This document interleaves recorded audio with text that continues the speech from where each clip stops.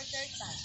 Budding is a common method plant propagation whereby a plant bud is inserted or budded on the stem of a rootstock plant. It is a simple technique which involves the following steps.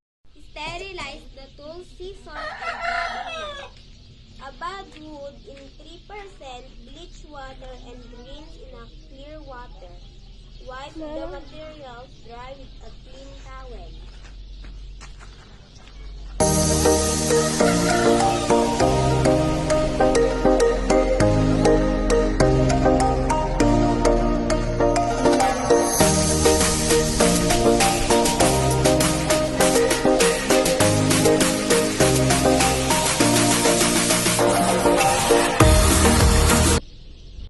Using the scissor, remove leaf from the rootstock.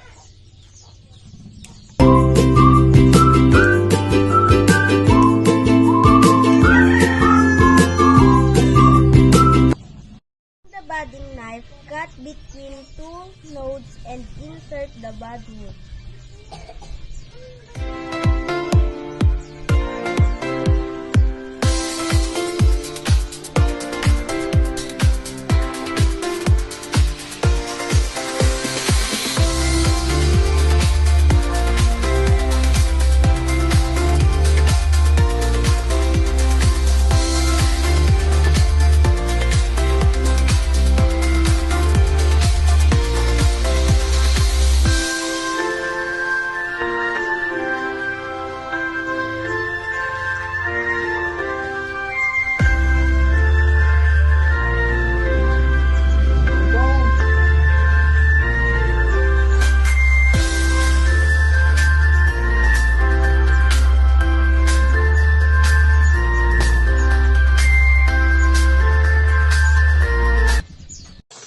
Tape the bud to the rootstock.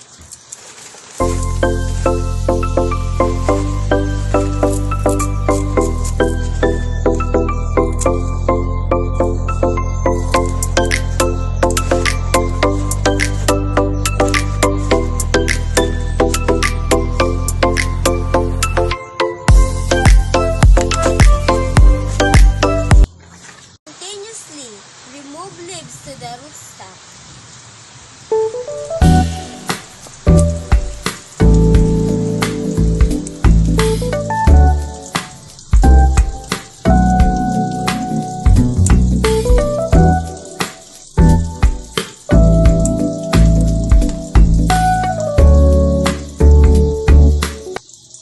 Which is then unwrapped.